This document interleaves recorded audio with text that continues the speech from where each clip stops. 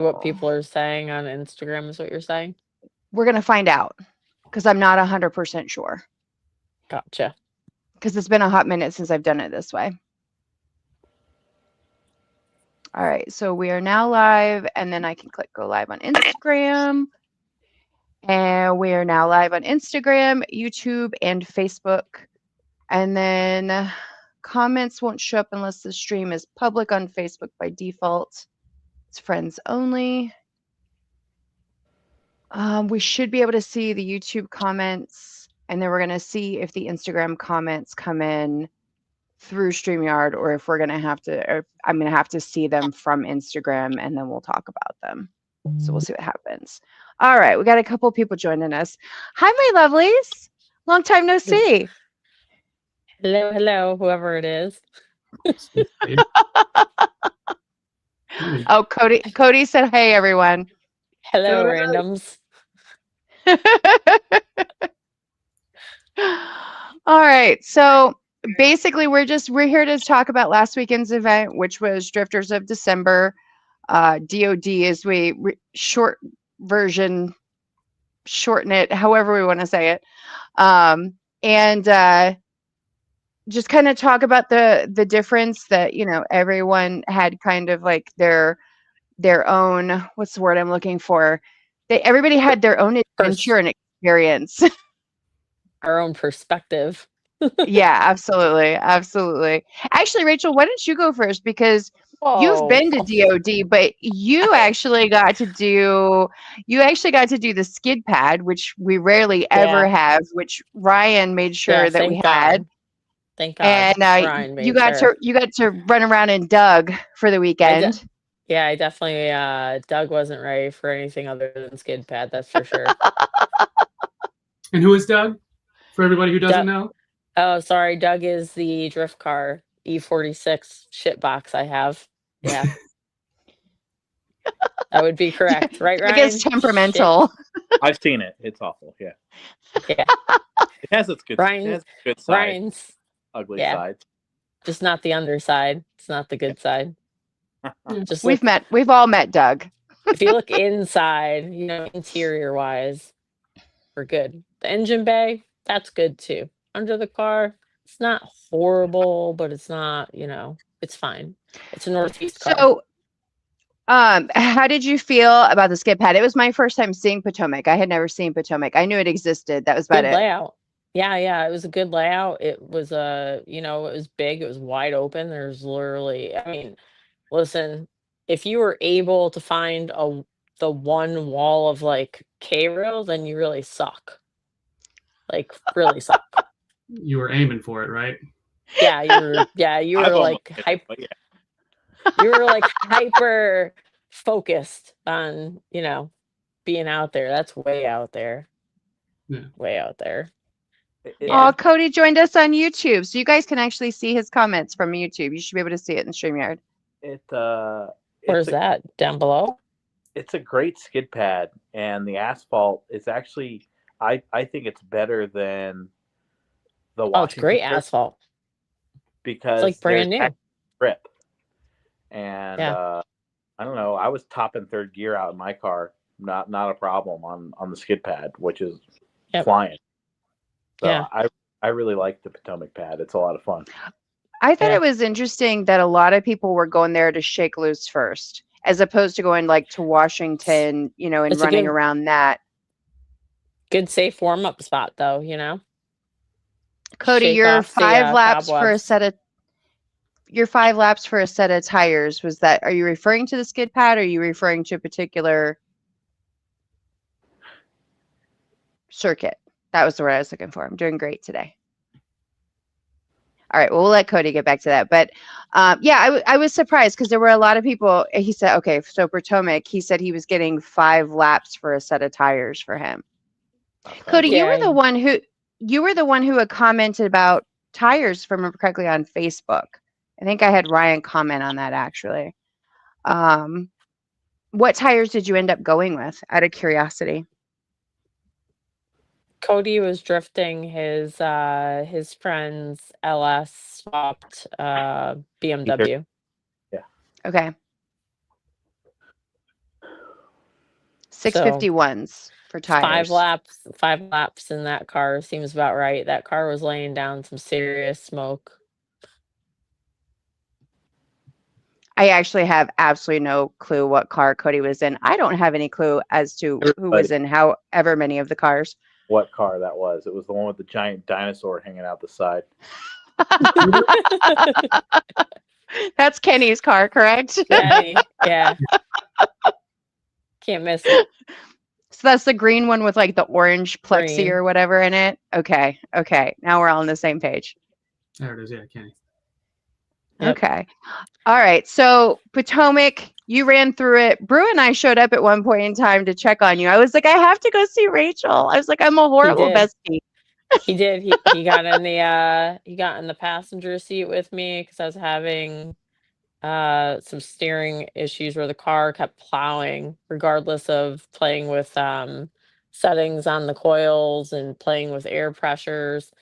I'm pretty sure it's a power steering rack failure at this point because the car would do the thing and I wouldn't do anything differently, and then randomly it would just kind of like bind up and just plow straight, and then I would unwind the car and try to reinitiate the car. Sometimes it would work, sometimes it wouldn't work so well. I tried many different approaches. Brian gave me a bunch of different things to try. I tried more of like a straight line approach instead of entering, doing like a feint to flick the other way to then flick the long sweeper. Sometimes I was able to do it. The car would allow that. Sometimes it just wasn't gonna allow that whatsoever. Yeah, Brian's in the seat. He's yelling clutch kick. He's yelling all the things. I'm doing all the things. He sees I'm doing all the things. And, Doug the drift car had something else in mind. So, well, you ended up having to replace the front tires too, right? Yeah, that's super weird too. The passenger side front tire belted. Yeah. It was very badly belted on that passenger side, and the front side wasn't really that. So it was interesting. No. Yeah, only the passenger side. Yep, weird. But we'll put a new rack in him. Maybe an LS, so he fucking behaves, and we'll just have to get after it. Well, and you broke something too. Not axle. Was it axle? So okay. So Chris, aka Quaker Boy, I had him hop in the driver's seat. He could swing his E46 around, no problem, right? No question about it. He's got a stock motor in it. He like whatever, right? So I was like, Chris, get in the driver's seat, drive this thing. I don't know what's going on. So he was like, oh, this is super weird. And I think it was like lap 2 or 3. And we came around the sweeper and the car was plowing, and then went to unwind it and reinitiate and flick it. And it just went boop, axle gone. Well, you got it fixed and back up and running though. Yeah, got a lot of laps in. So all Sunday too. So it was good. Good. Because you haven't had a lot of seat time in that yet, correct? No, not at all. Nope. Back in October, I trailered the car to Lebanon Valley in New York, and I got about 18 laps before the car acted up. So, funny enough, it didn't do any of that binding in the power steering rack or anything like that. So, but I did notice it was leaking. I probably should have changed it before I went to DOD, but it wasn't leaking horribly, so I didn't think anything about it. Okay. So, my brew boo, you had time on Maine. How is that? Because you were. Maine's exciting, and I'm trying to take hints from my rye guy over here, and just do the thing. Just send it. Just you can't learn without pushing yourself and moving forward. So that's exactly what I did. I tried it maybe, I don't know, 5 times last year, and I probably did it 10 to 12 laps this year. I still feel that I'm underpowered, and again, asked Ryan, like, what do you think? And I definitely have other things to work on other than, don't even say it. I know what you're going to say. Minus the first thing you're going to say. Fourth gear will be where I'm going to try to push next year. I have a Okay. little power coming, and we're hoping fourth gear is the thing that keeps me drifting, especially around that back stretch. Because boy, that's Yeah, you need a lot in that back stretch. a little bit, or a lot of to the floor and no lift. Yeah. Yep. You were definitely more full send this weekend than you usually are. I was impressed because I was like, look at you doing more. I like it. It's because I have a transmission that works properly now. Rev limiter now, so I'm not worried about blowing the car up at 7, 8, 9,000 RPMs. Yeah, it's getting easier to rely on the car to do what it needs to do than. So Damon, I don't know how to pronounce whatever that last name is. I'm not going to attempt it. Was that your first time on Maine? Looked awesome, and the ride along was a blast for the first time on Maine. Looks like you gave somebody a ride along. Damn, and that was probably no. Like I said, last year was my first time on Maine. Damn, I can't remember when we did it, but it was probably only the third or fourth lap of the weekend on Maine. So, yeah, it wasn't very much. Like I said, I didn't hit Maine as much as I wanted to, but yeah. But you tried it, so that's good. On Instagram, Lewis says, all I need, it's power to be able to push third. And Cody said, different Cody, says that Maine was so sick, lots of commitment, was very rewarding once you link it. Yeah. That's probably my friend Cody with the maroon 350Z that was pitted with us and came down with us from Connecticut. Yeah. I was riding with him on Maine, and his car kept gripping up, but just needed to air it up a bit, and I'm sure he ripped it after that. We took off back to Connecticut and left him to shred. Nice. Yeah, because you guys had to get moving on Sunday so that you can get back at, I'm going to say at a decent time, but like what, 1 a.m., 2 a.m.? 1. Yeah. 1. We were back at the shop at 11:30, unloaded my car and everything. Left the shop somewhere around 12:30. I think I got home at 1. Yeah. What did you get into? You have leaves on your head. Yes, Daniel, meow every time. It's like he knows we're having a live and he needs to participate every time. Every single one. Always. So my brew boo, you had a little bit of an oops. What happened? We'll talk about that later. Right? How was your huh? I think she wants to talk about it now. I think so. It kind of sounds like a now thing. Yeah. That was Sunday. Come on. I thought we were trying to talk here so we can go home. Yeah. I mean, if you want to talk about it, yes, okay. Oh yeah, no, we want to talk about it. I wasn't there. I missed it. Oh, other Cody says he's to blame. I've gotten several messages from all the boys on that corner that are like, sorry, dog. I'm like, it's not y'all. It's not y'all. We've never placated y'all while you're out there. I was trying to be hot boy, show off a little bit, and you hot boyed it. I hot boyed right into the padded concrete. That's what I did. Yep.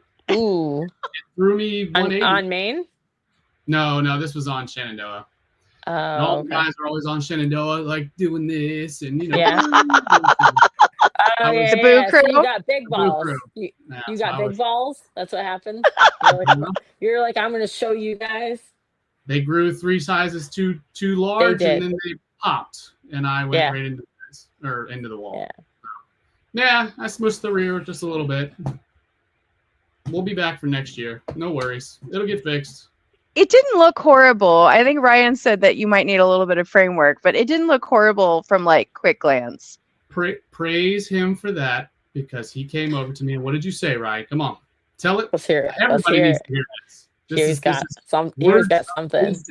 I said, dust yourself off. Everybody crashes. And now you don't have to worry about wrecking it because you already wrecked it. Go enjoy your car. Yeah, And go enjoy your car. That's right. that's a big part of it. When you go out and go drifting, you have to be your own cheerleader, and you have to be able to Mhm. dust off, because crashing is a part of it, and Mhm. you just go, oh well, and Yeah. self back off, because otherwise, if you stop, Mhm. that will stay in your head forever. Yeah. How And did how when did you I look? hard, you have to push yourself to continue. No, 100%. Absolutely. How did I You look when I cannot came be in into my the lap race? right now. You looked happy when I saw you, but I No, I wasn't. meant before that. When you told me, when you gave me those words of wisdom, when I pulled the car in, how did I Oh, look? you look like you were ready to put on the trailer, and you were 100% defeated. 100% was what I was going. Aw. I was I was like, gonna, quit moping, dust yep, yourself off, and get right back on. yep. And I will You went say, back out? yeah, went He right back did. out. Nice. I He checked on a did. few things. You Got Yep. ended ready. up having another issue later, though, right? Because you were on Washington when I lost track of you.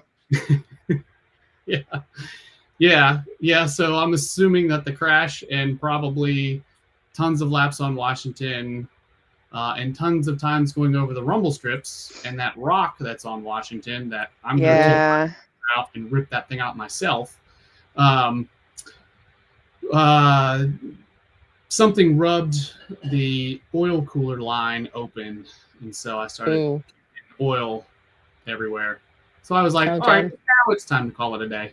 Yeah. Two things go wrong like this. Yeah, it's time. Yeah. Yeah. Yeah. My car ran out of gas, so I put it in the trailer.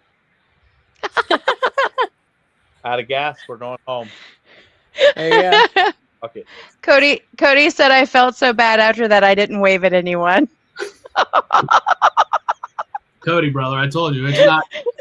It's just the Was he name of one the of the spectators? Was he Yeah, they spectating were that all on He- there. he's part of the boo crew where like when you go past, all the guys are like Yeah. egging people on. Not surprised. Yeah. Yeah. Yeah. Yeah, I got sent a nice video of that, so I'll have that to remind myself whenever I need to. I believe that. I Sure. believe that. And then other Cody, Maroon Cody, we'll call him. He said once the rear, once the rear tires had more pressure, he said I got it down. Yeah, I figured. Well, I think he told me later, or not I think, he told me later, text me, he's like, "Man, you should have been in the car, it was ripping." Ripping instead of gripping, the way we like it. Yeah, fair. I didn't. I'm guilty of just driving Maine.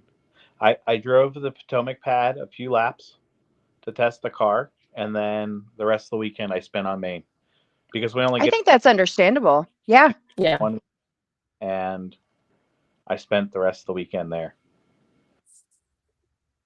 Which And talk about the vert. You put a new motor in the vert. I know. Did you drive that at all? Did you do any no, laps in it?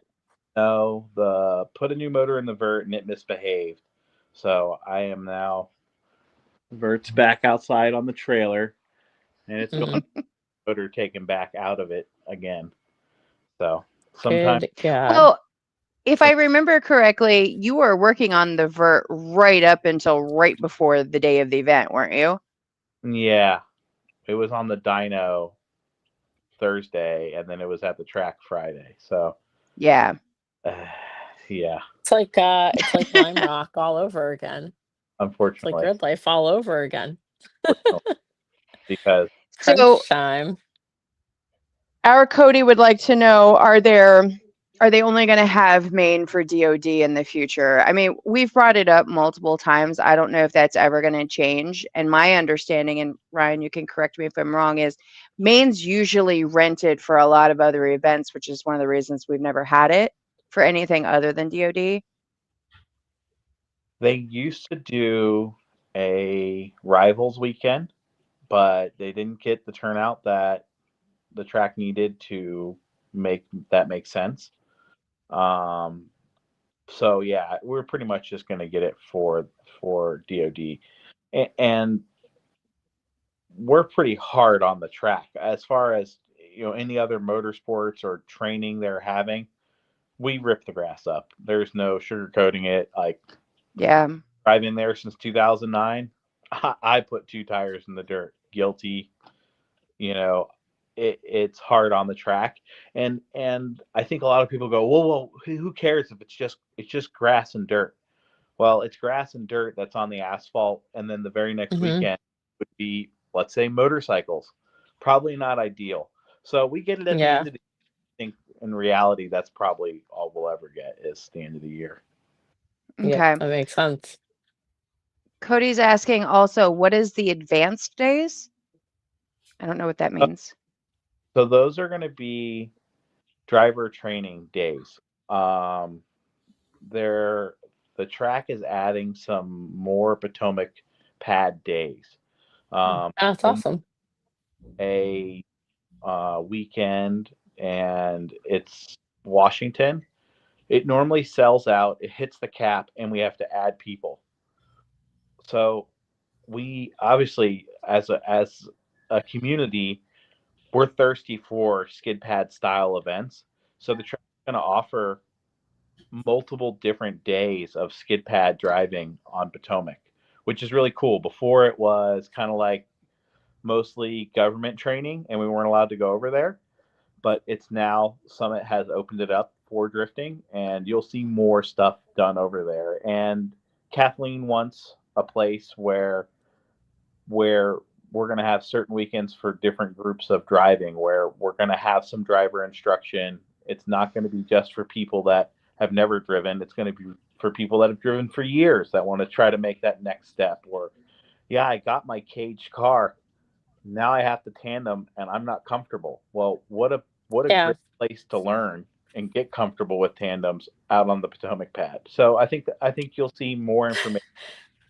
All that's pretty Or fresh. maybe you're new, you've only done footwork and you've never grabbed the handbrake, even if your car has one, right? So it's a good place to learn that too.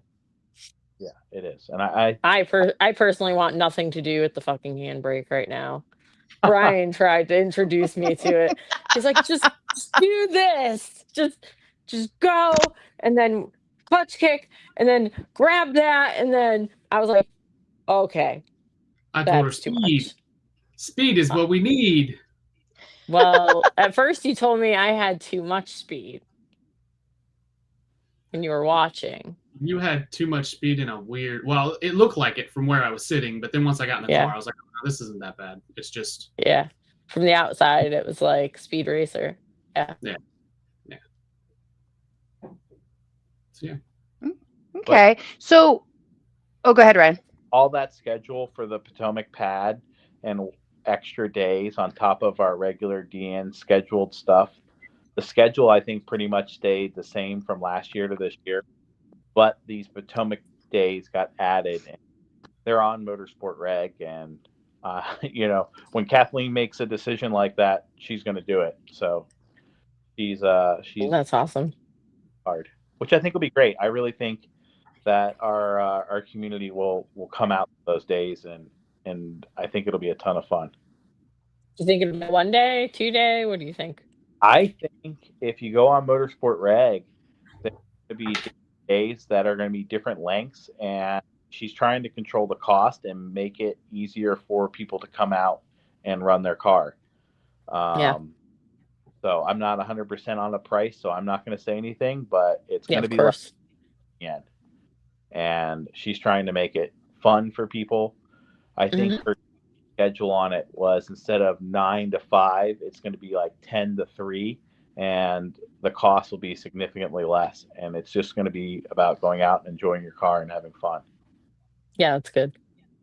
Yeah, Cody said he noticed it when the email for his DOD registration. He didn't know what it was. Yep. So at least it's being pushed somewhere. All that stuff's on Motorsport Reg, which, I love the track. They're like, oh yeah, we got our whole schedule on Motorsport Reg. I'm like, yeah, no one reads that. Nobody. Yeah. After I got my DOD registration, I was like, I don't need to go and email for any, so I've never seen it. Guilty. I look for Yep. Instagram or something to say there's things going on. If Yeah, Instagram that's don't fair. basically if Instagram doesn't say it, it doesn't exist. Which I know it kills Kathleen. She spends so many hours, going through and giving us these great itineraries with all these great pictures, and I'm like, Yeah. You're like, no. Cody says he's nosy, so he apparently goes and looks at it. The only time I'm ever on it is like once a year when I sign up for all the events for the year for media. That's the extent of it. Yeah. Yeah. Good, Cody. So you be nosy and then you text me whatever it is, 'cause I'm not gonna look. Exactly. So Ryan, give us because I know you probably have to leave us before the rest of us have to go. Give us some background on what being part of the actual like running of the event looks like. So Hi, Maddie. The sigh.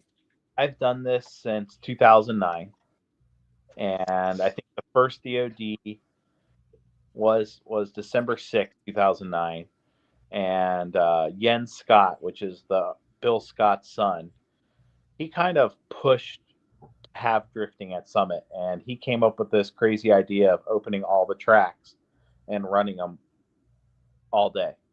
And originally, DoD was only a 1-day event, and over time, it got big enough where it grew into a 2-day event. And it was actually, I thought, obviously being an old head, I thought it was really cool having him there at the drivers' meeting. I cold called him. I hadn't talked to him in probably a decade, and I told him what we were doing. I told him we were trying to push to have we wanted to have over like 360 cars. I think we ended up having over 400. And Dan called him, and we peer pressured him out to come. And having Jens there, I thought was really special. But yeah, the whole thing is a lot of pieces, and working with the track is, it's very difficult. Not because they don't want to be helpful, but there's so many things going on at that facility that there's a lot of moving parts. We have so much training and military, you name it, it's being done up there. So it's interesting, and the track works really hard to make all that happen for us to even have the event. So Sure. it's a lot. It really is.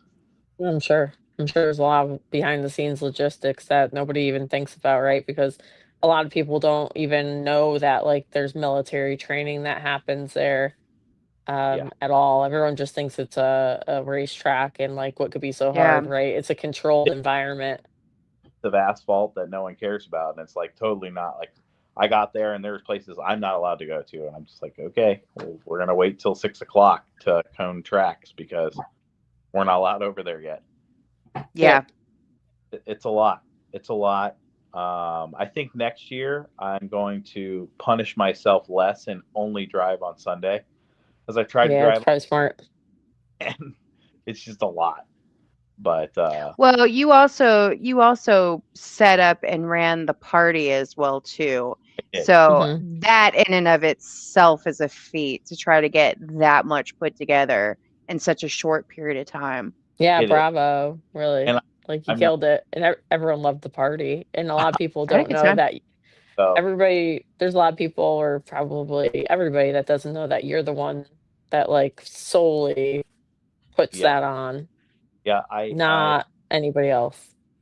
I take what little sponsorship money I have through the year, and I squirrel away money from my awesome sponsors like Fluid Dampener and Apex Films and Sunshine Control, and I take a little bit out as I go through the year, and I stack it up, and I pay for that party because I think it's really fun to have a gathering at the racetrack and have a chance for Mhm. everyone to talk. Yeah. And I think it's something that I want to keep working on, and I want to keep bringing people together. I think it's really cool to sit down and talk to the media people, talk to the corner workers, talk to the other Mhm. Yep. drivers. When you're at the track, you don't get to have that exchange. I mean, you get to have this No. one if you do this, or if you go online, but to have that face to face, I think is really important. And then I had Mhm.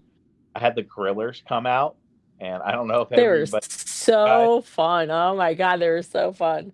hysterical, and they're Yeah, enough enthusiasm that I didn't have to have any, which was fantastic. yeah, And My they're son was so excited about the sticker that he got. Like, it was yeah. in his pocket. Like, the next day, he's like, "Did I show you this?" And I'm like, I got "No, but yeah, I yeah, yeah. promise you I saw it." did you have to dance They for it, or was it given to him nicely? I have no idea. Well, so I caught they launched the hot dog at me and I had my cup in my arm and it landed between the straw and like my chest on top of the cup. And they gave me a sticker because of that. they are hilarious. I Yeah, definitely I definitely I got to keep those boys on a leash because like I'm like, hey, I want to get you guys involved. I really want you to come up and do this. I'll take care of everything. Please come up and do this. They're like, we're 100% about it. And they're like, what do you yeah. think of fireworks? And I'm like, no. And they're like, what do you think about hot dog cannon? I'm like, no. Like Oh yeah, they're they're wild. They're so much fun. so If you I gave them free reign, there'd be a lot of fuckery for oh sure. Yeah, lots of fuckery. yeah, No they doubt.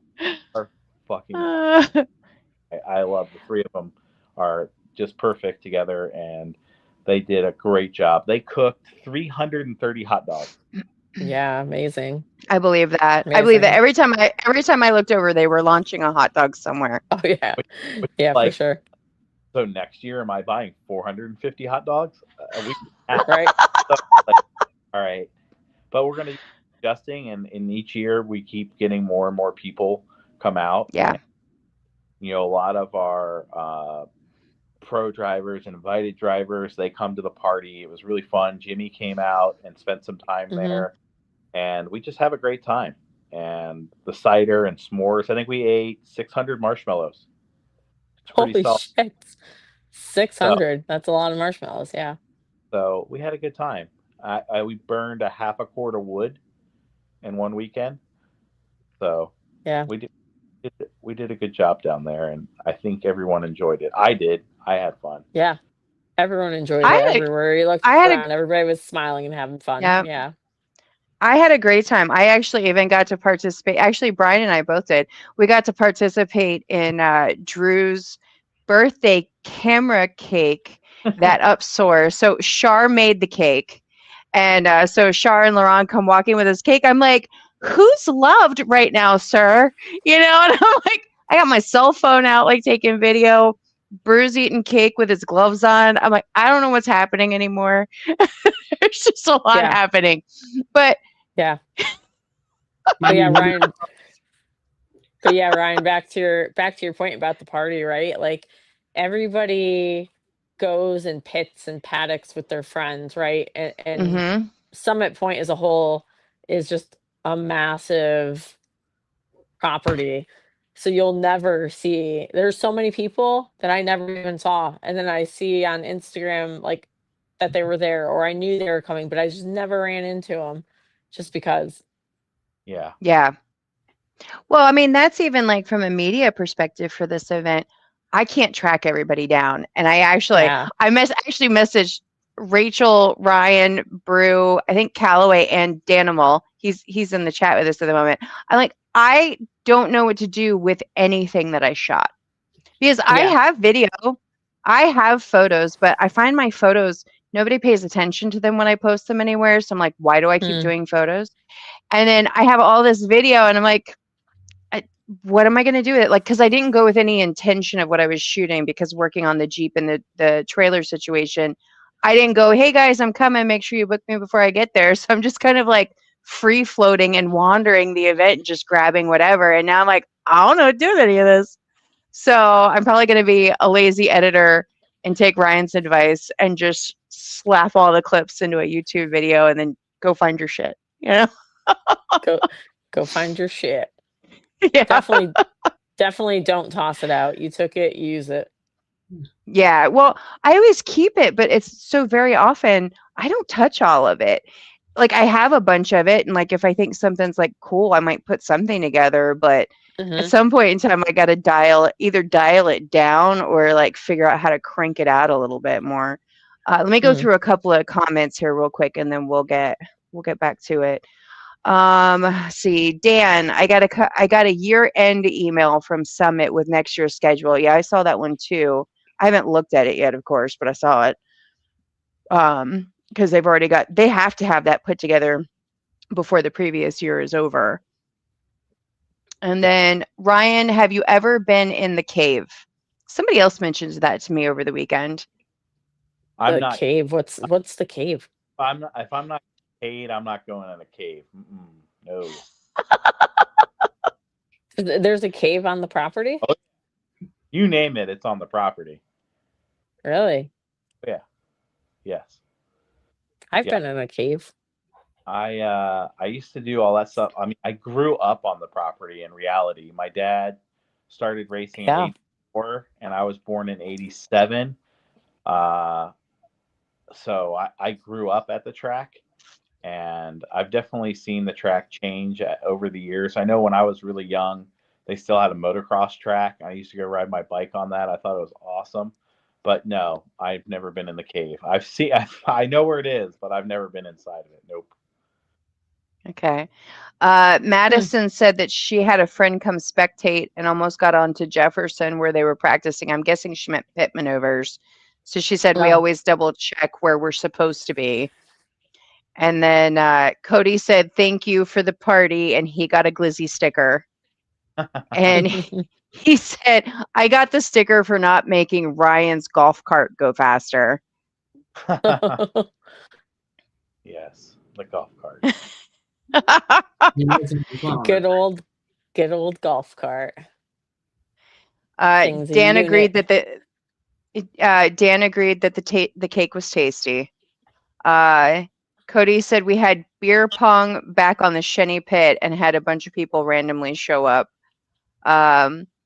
You guys are always my party spot. Like if I really wanted to go figure out what trouble to get in, I already know where to go. I already know where the RV is. You know what I mean? Cody. Well, that whole group. Maddie says, I have a photography page, but don't post because I feel everything gets scrolled by. I mean, Maddie, I get it. I mean, I do this stuff regularly, and it's so very rare that I even get whether it's a photo or multiple photos that get even over 100 likes.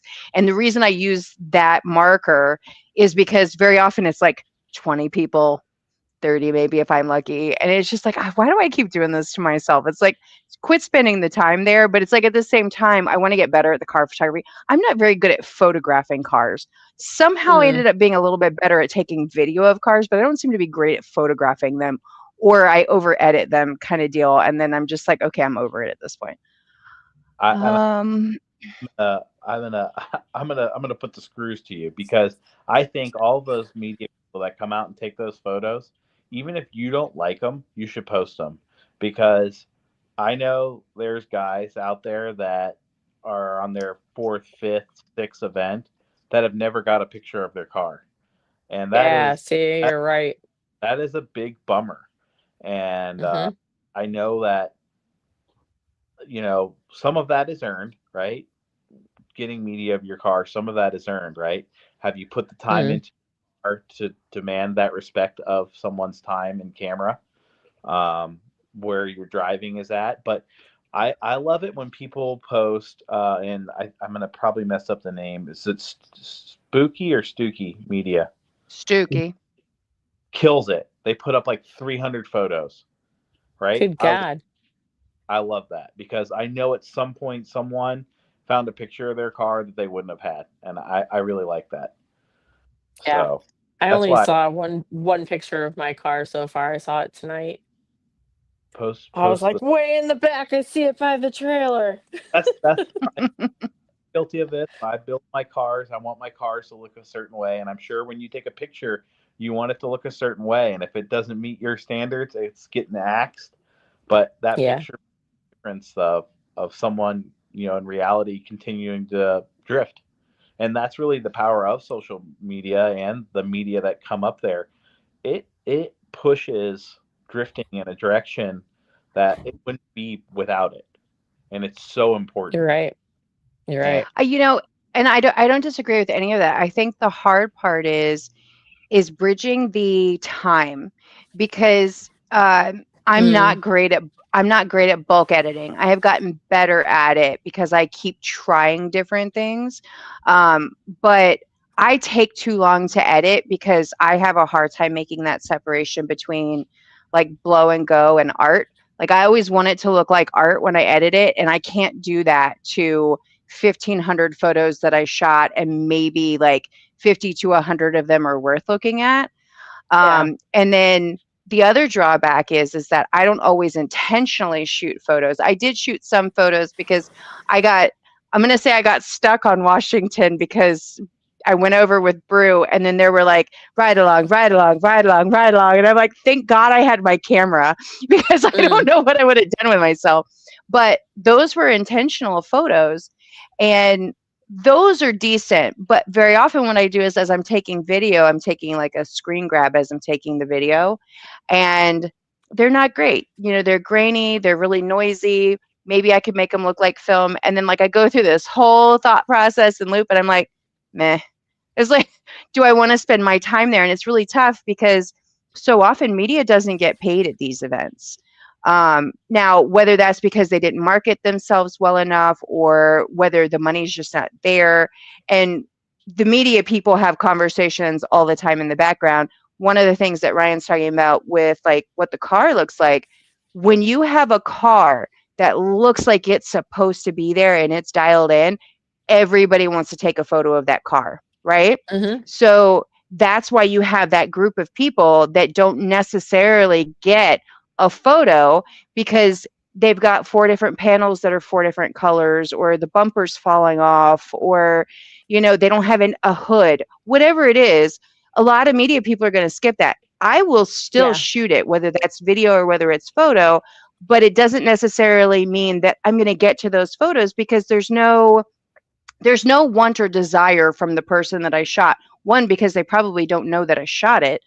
And two, if I go and take the time to do the edit and push it out somewhere, then you have to factor in the social media aspect of it as well too. It's exhausting. It's absolutely exhausting. All right, you guys go. I'm going to go back through comments. Well, I think going along with your point there, one of the big things is just most people don't think to mass upload like what he was talking about with Stookie. And I think that Cody just said it in one of the comments that goes along with it, that, you know, as a driver, it doesn't matter. You know, it doesn't matter. No. As long as you have a photo, like, you know how good that feels. I'm sure Ryan knows this, and Ryan gets thousands of pictures taken of his car. How good it feels Monday morning, Sunday afternoon, Sunday night, whatever it is, a week later, when we get that, you know, request, or when we see it, you know, in 15 other photos or 300 photos, we see our pictures in those photos. It makes us feel good that we're out there. We're not just doing it just for ourselves, or just, you know, just to be out there. It's good that other people notice it too and post pictures, videos, whatever they are. And it makes us feel good about that as well. Like, it's just good to see. Yeah, Brian, you could speak to it on both ends because you started off as media before you became a drifter, so you understand both sides. That's why I love all of my people out there. I will go up to every single one of them, hug them, shake them, whatever it is, because I understand what it takes to sit out there all weekend long. Yeah. You know, you're getting paid or you're not getting paid. And, you know, as a photographer, as a cinematographer, it feels great when you put a product out and somebody enjoys that product and you get the good view, get the, you know, the thanks, man, all this is really great. Or, you know, you get the hype in the comments, and hype in the comments, or you get, you know, a drifter that's like, oh my God, I have to have that. Please. What do you want for it? You know, like that's one thing we should also be pushing too, is, you know, you should be paying media whenever you're out there. Absolutely. Yep. Or at least I agree. At the bare I think paying the media is tough depending on the space. Yeah. Because pricing's all over the place. It's very convoluted. and because you have your new people that are either charging nothing or they're charging so minimally that the people that have been doing it for a long time have the experience and have the value might get overlooked, and somebody will just take like the lesser photo if it's a lesser photo. And I hate to say it that way, but sometimes that's what happens. um and I think the tough part is if you look at what the guys put into their cars. I know how much you guys spend on your cars because I talk to you guys often. Between tires, between the cost of the event. Well, your media people are like at the bottom of that pay list. So it's just this weird, odd space to be in. So you either have to love it enough that you're just going to keep showing up, or you're only going to last so long before you're gone, or you're just so exceptionally good. Everybody's like, here, take my money. Yeah. I would like to get there. That's where I would like to get to. Which again, back to the point of our party, it's about building community with the drivers, media, with the crew running the event. It needs to be a family, and that's why I'm doing what I'm doing with that. Because, Yeah. like I said, there's only two things that really separate drifting from all other types of motorsports. One, it's new enough that younger people are doing it, and we have media. All right, so that's one huge step up over road racing or dirt racing. Those Yep. guys Fair. fall, and they are trying to basically, copy, cut, paste of all the drifting playbook that's been going on for years now. And then the other thing is the ride along. And those two things are so important. We got to make sure that Ride alongs, big time. Big our time. We have to give exposure for sure. and our media people are taken care of, and that's why I think that party on Saturday night is so important to get everyone together, Agreed. do something as a community. Well, the party was nice too because really the people I spent the most amount of time with weren't the drivers I would normally spend time with. It was actually my media friends that I don't get to spend a lot of time with. I get to say hi and hug them a lot of times. Okay, love you, bye. And then we go do like all the things that we're Mhm. supposed to do for the day. And then I'm lucky if I see them leave. Like I give Callaway a hard time. I call him Mr. Hit It and Quit It because he'll get there. I'll get a hug from him and then he leaves and I never knew he left. Well, Uh, all the media is like, you guys gotta start uploading your content, mhm. everything you took that day and start pushing it out there. And like anyone who's doing media, immediately the track goes cold, they want out. Like they Yep. gotta go get to work. Yeah, exactly. Exactly. I'm going to go back to the comments for a hot second. Danimal said, video retention drives me nuts. Dan, welcome to my world. I send all the hugs and love I can. Cody says, as a driver, finding those pics feels so good. And then he said, I actually made my livery off of Ryan's idea on his car. Hunt Racing said that that's why I keep mine looking good even when it ain't running good. And that's a whole other thing too is you could be a great driver in a bad visually looking car and it's hard to make that media look sexy. You can if it's really really good driving and they do something exceptional, but you can be a bad driver and a really good looking car and it's really easy to make that look sexy. And I know that like Ryan, for example, you learned late something that somebody said to you earlier in your career. You didn't understand what it meant at the time and you wish you had. You want to share that with everybody? Yeah, Mhm. yeah. Brian Eggert blessed me with this knowledge. It was my second year at Hyperfest. I qualified 17th. They take the top 16. And he pulled me aside and he was, your driving's great, but we don't like your car. Bring a newer car. And at that time, I was driving my Z31 and it was like an 88 and everyone else had an 89 240. And I was like, I don't even know what this guy's talking about. I basically was like, I don't even know if I want to continue to do this. And I went and did a bunch of road racing and I kind of circled back to drifting. And now I realized he was saying that my driving was good, but my car wasn't sellable to a crowd. And when you go to do these events, and you want to push yourself to, like, maybe let's say go do a grid life, they have to be able to sell your car to a spectator who's going to come pay good money to see you drive. So it needs to look a certain way. So everyone that's trying to make that next step, that wants to go do that invite drifting, you gotta pay the toll. Like, your car can't look like Tow Mater. It's got to be right. And It makes a I difference. And the thing is Tomater. it's not a requirement. It just makes a difference. And that's the hard part, I think, for some. yeah. One of the guys that came down, I was talking to him at LS Fest. I was out there a couple years ago, and he said something to me that stuck with me, and I was like, whoa. He said, if you want to get in, you got to fit in. And I'm like, wow, that's bold, but that's the honest truth. And is Yeah. when we continue to grow our sport, when we go ask Summit or we go ask another track, we want to do an event. If the cars don't look a certain way, we're not going to get the respect that we deserve. Now, we just had an event, 400 cars there, and the sport is growing in a way where we demand some attention, but some of it has to be earned.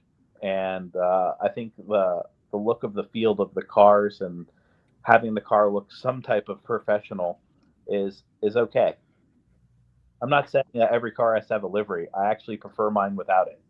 But yeah, one whole color, some of great start. No, I agree with you. I mean, well, we had this conversation when you went to go get the paint job on the coupe, and the paint job was like $500, and $500 can sound like a lot of money to some people, and it can sound like not so much money to other people. But in the grand scheme of things, an all over paint job for $500 is like a flash in the pan by comparison to what it could cost. Oh, for sure. And that whole one color thing makes such a huge difference at all of the tracks, not just one track, not just two tracks, but all of them.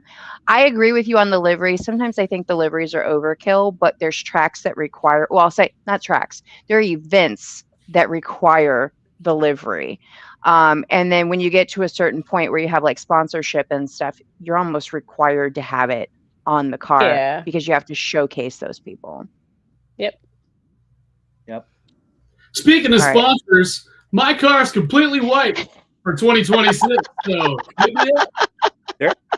I love that you broke into broadcaster voice for that. Yeah, my shit box my shit box might steer push, but it's one color.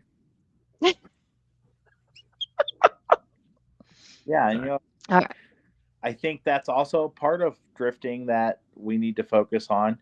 Some people are like, well, I don't want to take that next step. Okay, I hear you. I hear what you're saying.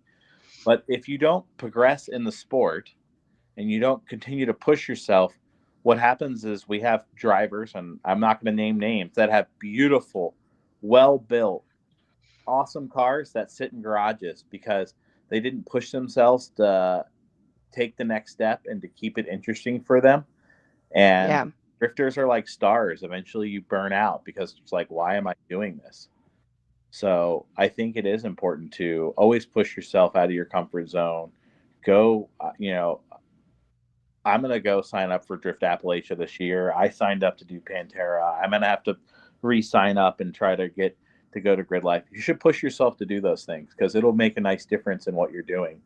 And it'll keep you wanting to keep coming back. I think that's something that, Englishtown did a really good job of, having run groups and having to push yourself to, get to that next level and continue to level up. And I think that's important. Yeah, there's multiple tracks that have run groups. And when people from the Northeast-ish area were asking about DOD, and I said, there's no run groups. It's literally you versus you and everybody else. You're forced to level up or don't at DOD. It's totally up to you. Here in Connecticut and New Jersey, like to your point about Club Loose in New Jersey, there's run groups. You have to progress. You have to force yourself to do better. In Connecticut, Lock City, same thing. You're gonna be stuck on the skid pad if you don't force yourself to level up. You won't make it to the B group. You won't make it to the A group. You won't be able to go on the other tracks. So yeah. Ryan, at some point, I also need you to actually give me your schedule next year so that I can put it on my calendar. Just so we're on the same page, sir. Thank you. Love you. So far, I only picked Grid Life's going back to Watkins Glen, and I love Right. so I'm going there. And they're going to go back to Lime Rock, and I would like to go back to Lime Rock. I haven't been to Watkins Glen yet. Watkins Glen is awesome. That was my first Grid Life that I went to, and it rained the whole time. I had a great time, but that track is awesome. Okay. And I'll probably do LS Fest again. I really like LS Fest. It's a great time. So I'll probably Watkins do Glen replacing pit race. Probably. Is that what it's replacing? Yeah. Yeah. Actually, it replaced Road America. They got rid of Road America, which I was surprised by. But yeah, they did. They're not going back there. But Watkins Glen is going to be an actual festival this year, which is going to be pretty cool. The first time I went, it was cool. It was just the cars. It wasn't the music. And that's a whole fun weekend when you get to mix the two together. I really like that. Mm. Okay. I'm cool. going to go back to comments real quick because I've missed a lot. Let's see, where are we? Maddie said, I took pictures of Matt's car, and when he saw them, he said, my car looks gross. I mean, it's Matt. We're going to leave it at that. Hunt Racing said, I'll run mine clapped out during mid-season, but big events always get the refresh. Ryan does that too. You'll push for a while, and then you're like, oh, we got to go here. I got to do all the things. Let's see. Dan said, that being said, having someone like their photo is a high on my end, which I understand completely. But I think that's part of what goes back to social media is it's like when you're not getting that engagement, it then becomes, okay, have I done something wrong or did I not do enough to get the engagement? Because there are times, and I'm going to sound like an asshole, there are times where I see some posts and like 100 or 200 people have liked all of the photos. And I'm like, there's no single photo in here I would want to claim as my own. And then I'm like, I'm an asshole. I'm going to scroll to the next thing. So it's just like, it's all about perspective and all about, what everybody views. And you can't please everybody. Right. I think if I could give some tips on media and how to do this, and I know I'm a driver, so I'm not allowed to have an opinion, but when these guys make a collection of cars and like when I have Ignition do something, they do a really good job of this where they put me in with other cars, right? I'm only going to have so many people. If you put a video with just me in it, I'm only going to pull the, 2,000-3,000 people are going to see it. But if you put me mixed with Savage, mixed with Cody, mixed with Jay, and you have all these people and you have a collection of different groups that are going to see the same post, I think that works fantastic. And I always. So devil's advocate on that, because of my own experience with media is yes and no. Yes and no is the answer to that, because Final Bout is a prime example of not mixing media, because when you have group style stuff where you have Front Street, Push, Haze, all that sort of stuff, if I mixed all of those together, they would not accept an invite to collab. I have to make sure that the content is only theirs for them to accept it, for it to get pushed to them. Now, if I didn't care about the collab part and I put like everybody in like a short reel, that's one thing. But then that's about the event. That's not about the drivers. So it's a catch-22 no matter how I go about it, which means then you have to do a mixed bag. Right. Well, Brian is just talking about DOD. We're just talking about DOD right now. So like DOD or any grassroots event that's not a team style competition, like Final Bout, it makes sense to do a whole compilation of various drivers. That's what people want to see. They don't want to see one driver, one car. They want to see everything. But then when you're talking about Final Bout and you're talking about a collab post, 100%, you got to focus on one team only. But it would be the same. It would be the same thing at Grid Life. So like posting even for Grid Life, if I were just posting Ryan, or if there was somebody else in the video with Ryan, I can post Ryan and that person. But if I had a bunch of other like pro drivers, especially, then it becomes this mixed bag of people that may not touch it because there's too many people in it for their social media. So it depends on where you are. If they don't have enough screen time in the video, you mean, like these pro drivers will say? Right. So say I have like, Brian, it looks like you're talking, but I didn't hear a word you said. The pro guys are going to want to control everything. That's exactly. Yeah, it's whatever. Yeah. Rude. Right. Yeah. The grassroots, that works. What Ryan's stating, that can work for the grassroots. Absolutely. Yes. Yep. Okay. Back to comments. Hunt Racing missed it. He said he's mad he missed it this year. And then keep it up, everyone. I'm out. See you next year. Are you guys going back to Hyperfest this year? I would like to. I think I'm actually going to try to sign up for media for Hyperfest this year. Ryan? That fun.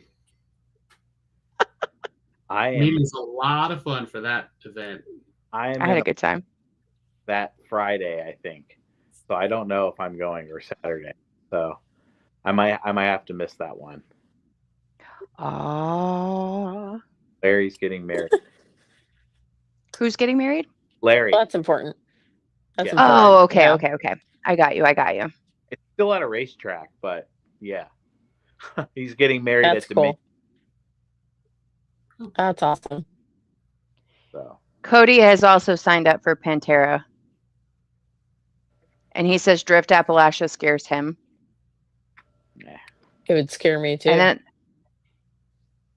well, I get that. I mean, Drift Appalachia is set up the way that it is for the experience. So you have to have the experience to have the experience. I get that. Completely. Even as an experienced driver, that's some scary shit. I believe it. But I feel like they set it up in such a manner, just like every other event, just like DN does, Eggert and all them, just like the US Drift. Like, they're going to try to keep it as safe as possible. They're not going to put you into a ridiculously crazy situation. And on top of that, unlike some other events, there is safety people there. There is the towns behind it. There's, cops there. So if something happens, something goes wrong, God forbid, there's people there. You're not just falling off of a mountain down, and never to be seen again. They've spent a lot of time, and I mean, I don't know how much money they spent, but they've spent a lot of time in organizing and making sure that it's as best as it could possibly be, and still keep to the grass route of, mountain drifting. Right. I don't know if I feel like it's grassroots anything though. I mean, mainly because of the exclusivity of it, it doesn't feel like grassroots to me. I mean, I guess if you're saying because it's on a road, versus, but I've never really gotten like a grassroots vibe from it because of the exclusivity of it. Yeah, but that's just my perspective on it. I just mean that it's not a track built. Yeah, no, that's fair. You're still going on a mountain road. Yes. Yeah, that's fair. I think we should do it on Ryan's road. I think we should just give it a shot and see what happens. We should. How far is EMS from your spot there, Ryan? We'll find somebody. 2 or 3 miles. That's not bad. It's a military base. I don't think they'll really do that, but still not going to do it. He's done it, I'm sure. Come on, right? I did drive the 240 down the road once, and it was for DOD. And we had the car trailered. It was sitting in my driveway. We were getting ready to go. We parked it overnight, and I came out, and it had iced that morning. And oh, God. I think that I could drive the truck and trailer down my driveway, which if you've been to my house, you understand. It's no.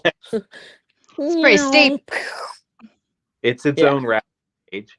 So I unloaded the car off the trailer and we drove the car. It was back when it still had the SR in it. We drove the car down to 50 and then reloaded it on the trailer to get to DOD because the weather was so bad.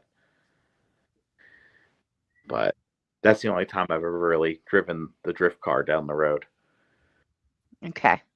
Or at least that we're going to talk about online with witnesses. I got it. All the rest of that, all the rest of that is in Mexico, not here. Oh, the convertible saw that road a few this year. Trust me. The convertible was a lot of fun on that road. I believe it. All right. Well, do we have any more questions, guys? We're kind of at the hour mark, and normally we probably run this for about 2 hours, but I feel like we covered a lot. Do you guys have anything else you want to talk about, like experience-wise while you were there? No, I don't think so. I mean, the event was staffed really well. It was managed really well. It was planned really well. There was really barely any wait time at any lines. The only thing I would say is if you miss DOD, don't miss it next year. Yeah. Are we going to And shoot? go ahead.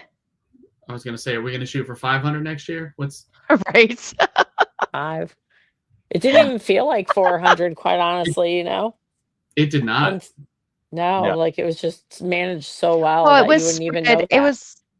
It was also spread across 2 days because we had some people that were only signed up for Saturday and some that were only signed up for Sunday and not for both days. Yes. Yeah. I believe the first day was 350 drivers. And then we had 50 different drivers show up on Sunday. And I think 350, 400 is probably the right amount of drivers. Yeah. I wonder, and maybe I'm wrong, I wonder how many people even know where Potomac Pad is. They didn't. Yeah, Wow. when I wandered to find it on my own, I was like, there's a Drift Nirvana sign there, and I remember a gravel road last year, so I'm just gonna go fuck around and find out. So I just went and I was like, all right, we'll just follow this road around over here, and I'm gonna find my way to the pad. Because I do. Yeah, that's pretty much what Brew and I experienced because I was like, hey, can we go over to Potomac to see Rachel? And he goes, Yeah. yeah, we can do that. I don't know how to get there exactly, but I think it's over there. And then he goes, Yeah. where are we supposed to turn? So I don't know if there was a better way to get there. The only way I knew how to get there was to go over the bridge, take a right, follow that road, and then take that like first left. that's the safest way to get there, because last year we were letting people cross the track from pit out. Yeah, it becomes a shit show. But they were pulling out in front of the cars that were coming. I could see that. So this year it's like, no, you got to go over the bridge, you got to turn right, go down, you make the left. So I'm hoping I thought have more events during the year, people will kind of figure out where it is, because I got on Travis Register on this. He got a new car. It made 600 and I don't know, almost 700 horsepower at the tires, and he's driving it on Washington. I'm like, dude, Washington has polished asphalt. Like, that's awful. Get your car off that and take it over Potomac. And he went over Potomac. He's like, duh, my car is so much better over here. I'm like, well, yeah. I think a lot of people would like it if they knew where it was and knew how to get there. I think having more people use that pad, I think will help cut down on some of the lines on Washington. And I think as they grow, we got to get more people off Shenandoah and over to Jefferson. Jefferson's an awesome track, and we just got to get everyone to the point where we use all of the courses. Because I can tell you, there was never really a line on Summit, Maine, unless there was a crash. I think maybe I sat in was like 10 cars. Well, I think that and Maine scares the shit out of people though too. Well, that's one of the things. That was Go ahead. That was one of the reasons why I wanted to do the pace lap, because I wanted everyone to go see it. Everyone kind of puts it on this pedestal of being super scary. It's actually the best there. It has the best tire walls. It has the most runoff. it has the smoothest It runoff. does, yeah. The corners are, yeah, they're long, but they're not that complex. I think the Yep. biggest problem with drifting is everyone feels like they have to run the whole layout the first time they see it. It's like, dude, the chute is scary for most people. Skip that part. Yeah. Do Yeah. 6, 7, 8, right? If you get Yep. to a spot where you're uncomfortable, just skip that one part. So I do think that was one of my pushes to get everyone out on the track, first thing to see Summit Maine.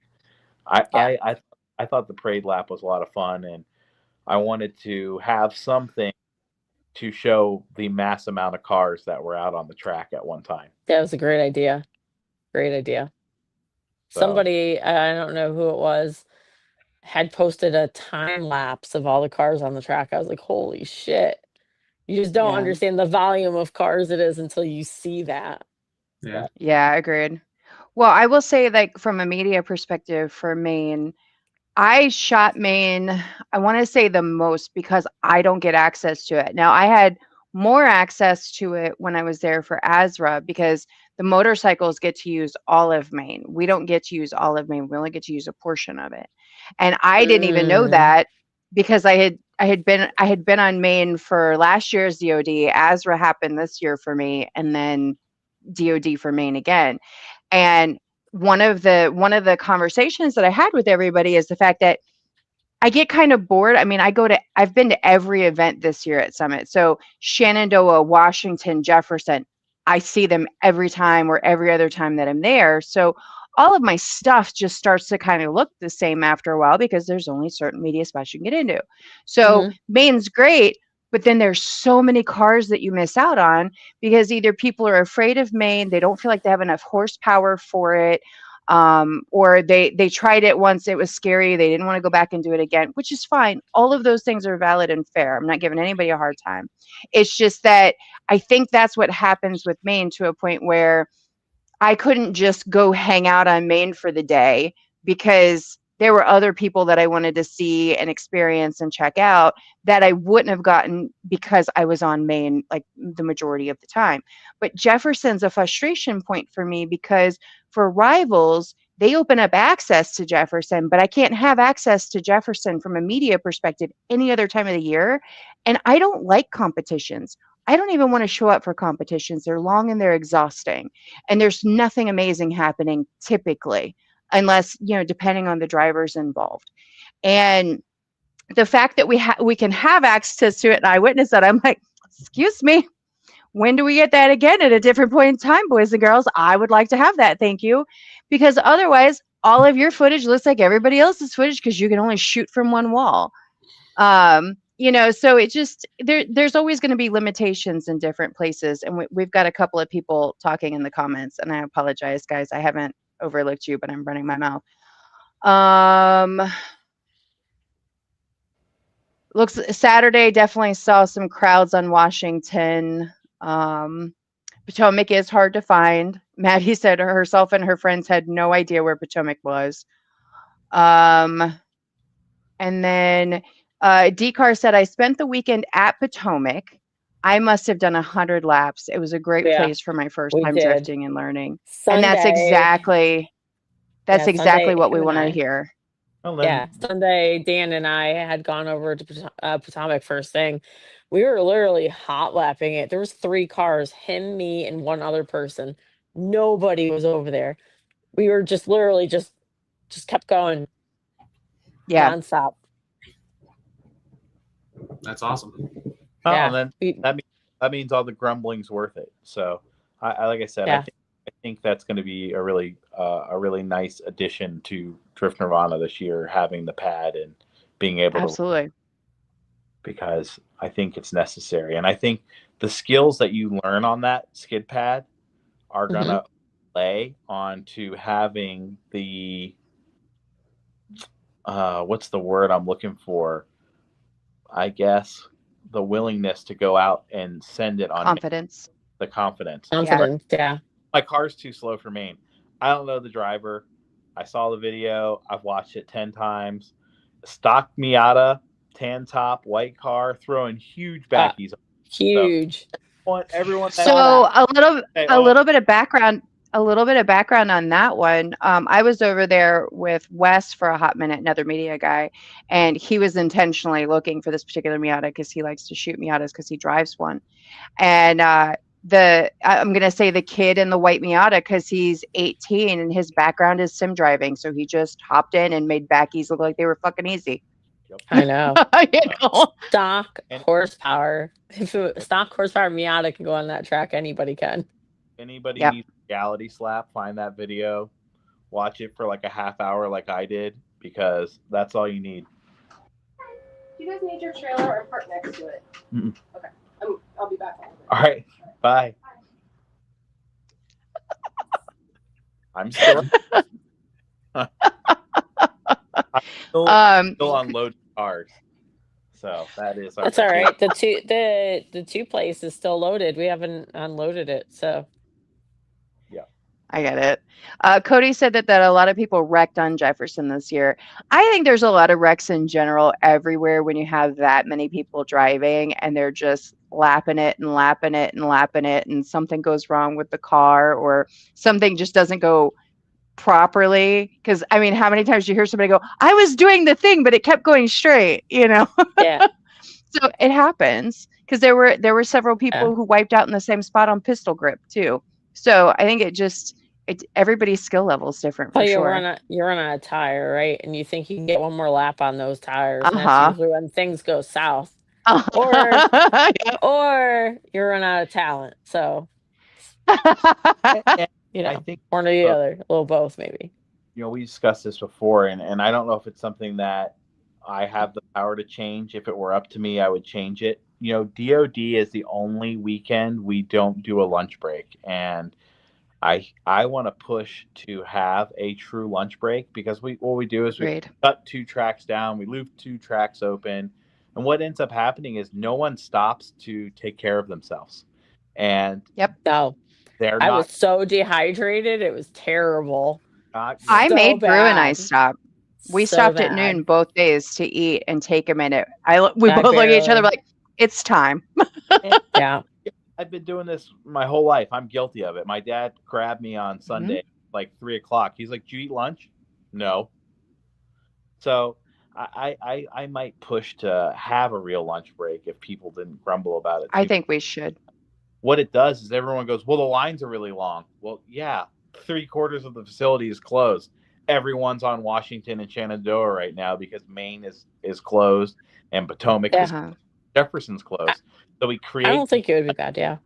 Peak hours for the track because everyone's trying to get 350 cars onto 2 courses that are left open. Right. Right. So yep.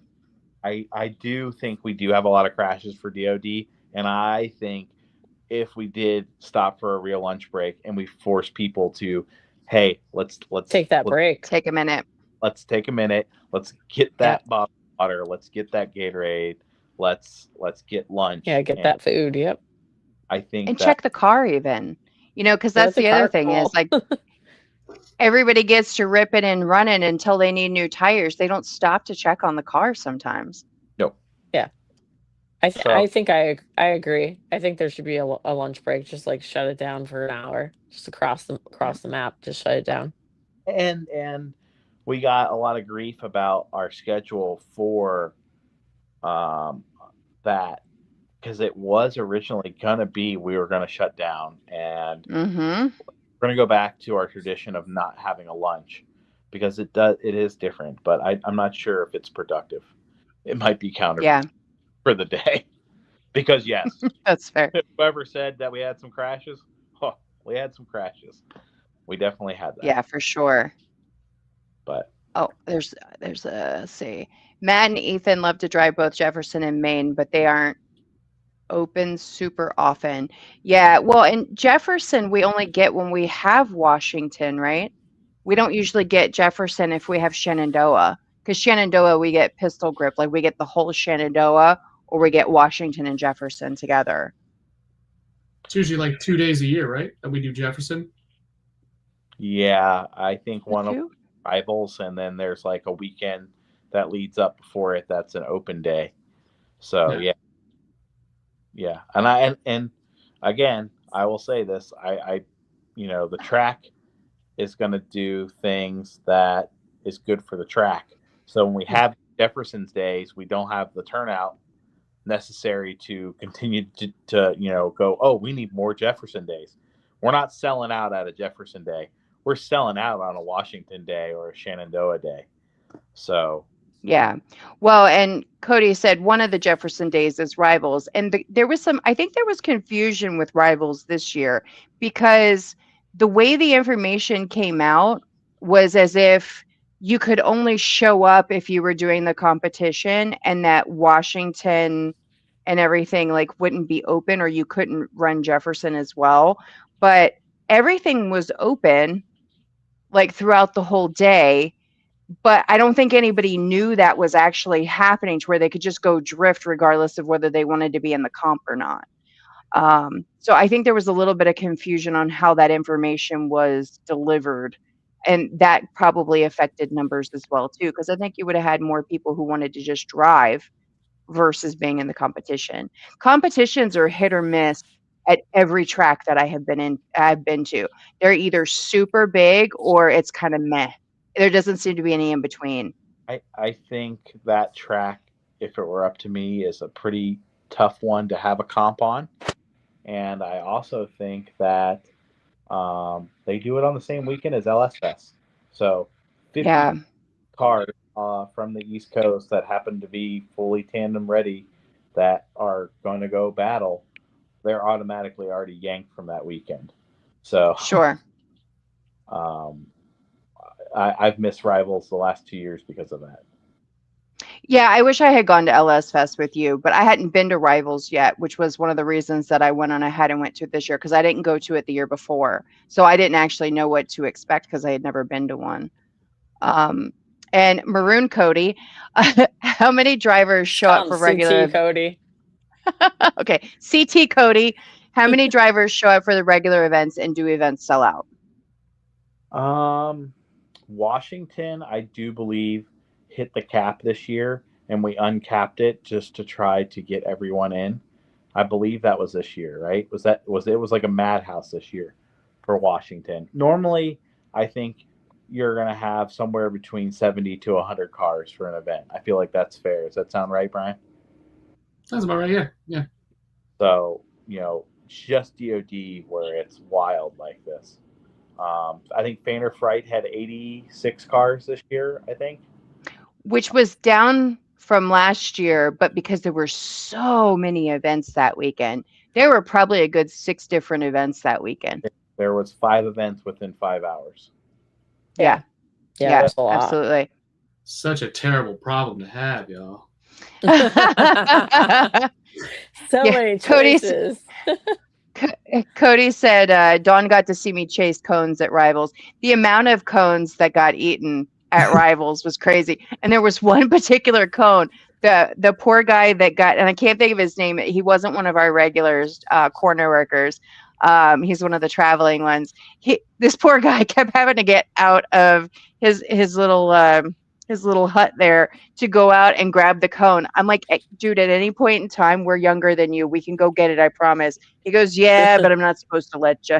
And I was like, okay. I was like, can we put the cone somewhere else? They'll quit eating it. Because it was like every time somebody went, somebody took the cone down in some way, shape, or form. Yeah. Like I said, that's a tough track to do a battle on. And I feel like the guys that do come up and do it, like, good on you, because the level of commitment you have to make Jefferson work, and then to want and put it in someone's door while you're doing that is yeah. But I also think that hurts the number of entries. So we had a Rivals on Washington, and it was like 38 cars, which was crazy. Sure. So sure. I don't know what they're going to do with that. So okay. Cody would like to know, why isn't Drift HQ a part of FOF anymore, which is Fainer Fright? I don't think there is a reason they're not.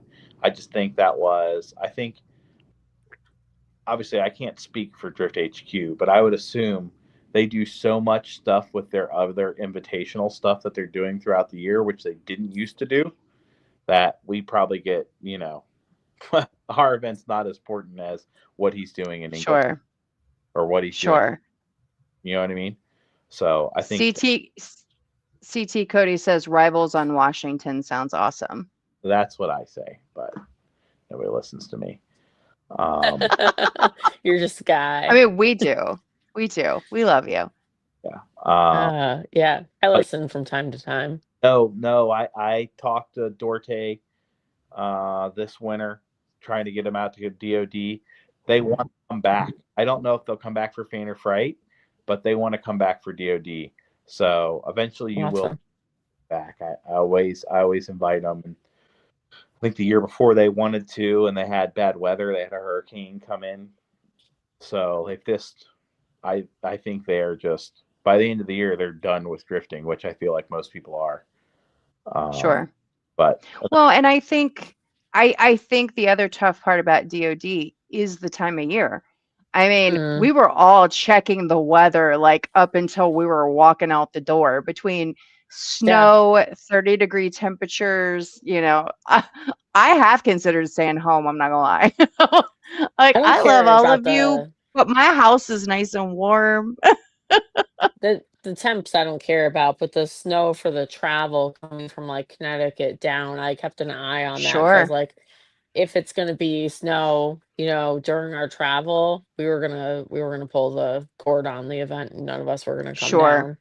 So, yeah, we always watch the weather, obviously, for those reasons, but the cold and is fine. the weather affected our car count. I think somewhere in the 30 to 40 range bailed because the weather Yeah. was Okay. no, like Yeah. right up until the day of it was saying no. Yeah. Yeah, it was supposed to be like a couple inches or something, I think, And in Loudoun County, on Saturday. it did snow at my work, but it didn't really snow much at Summit. It snowed way more at my house than it did at Summit. That was an And yeah. And then I Maddie was all said about something, and snow drifting. I was hoping it was going to snow Saturday at the track. I was like, that's my ticket right there. That's my ticket. Snow drifting. Maddie brought up something that has been brought up before, like in conversation with me from other people, but she said this might sound rude, but the car show at FOF just feels like they're in the way. And Cody said, I agree, and they don't intermingle with the drivers. He said he tried talking to a few of them about their cars, and they just brushed me off. And she says, I agree, they just stay to themselves. The car show culture is interesting. That's all I'm going to say. It's different. Yeah, it's different. For sure. It's not it's cliquey. It's not an open vibe like drifting is. It's fair. Yeah, they're definitely different. That's all I'm going to say. Yeah, no, I could definitely hear that, but I think they've only had 2 years at it, so I think they're growing with us. I actually really like those guys. They had almost more car show cars than we had drift cars, so respect on all those Capital Mischief guys for doing all that stuff, because sure, it definitely adds another layer to our event. But I could see where those guys would be standoffish. They're their own little clique for sure. But so are the drifters. We're just as bad. Well, yeah, and I think it's pretty common across the board. I mean, even Dominion is trying to kind of do the same thing, where they're having the drifting happen, but they've got like a car show involved as well too. And that one is like parking lot filler and something else. I don't think that one's Capital Mischief though. That's something else. And I think there's different types of people for those two things, which is part of it too. Even though, yes, it's cliquey, but I'm not a car show girl. I don't want to go stare at somebody's car sitting in the parking lot, or take photos of a car sitting in a parking lot next to another car that I don't want to photograph. So I'll go do a loop and then I'm done. I'm not standing there talking about like the technical specs of the car and all those things, because I don't care. I'll tell you if your car is pretty, but like that's the extent of it, from my perspective. Yeah. I want to see the actionable thing happen. And it's funny because I've bumped into people out in the wild with really cool cars, and I'm like, oh, that your car looks great. Do you actually do anything with it? And I'll catch myself asking the question. But the reality is some cars are just meant to be pretty, even if they're tech spec'd out. And that's it, because they just wanted to do the thing and have the thing. They didn't actually want to do something with the thing. Right. So, Maddie, we hear you. Hi, making moves. Yeah, clean culture. Well, I mean, we have clean culture issues even. Oh, yeah, clean culture was the one at Dominion. I mean, we have clean culture issues even with drifting because we've got the whole takeover thing. But all right, if we're done, hugs, love, and other stuff. I'm done. Because I think we're done. Yeah. I think we're done. That's good because I've been like yawning behind my cup and my eyes have been tearing for like the last half hour. So yep. I'm trying to get 4 hours of sleep before I get on the plane to PRI. Oh yeah. I know that's a whole other adventure. And Paul Moxie's point is most events tag on car shows to help with event costs because their spectator tickets go up when they have the car show because people show up for the car show.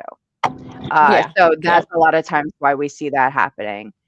Gotcha. Are you doing the 2-day event at Dominion in July? I thought it was in August, but I could be wrong, Maddie. But yes, I've already talked to Thomas over at Dominion. I should be there for that. Okay.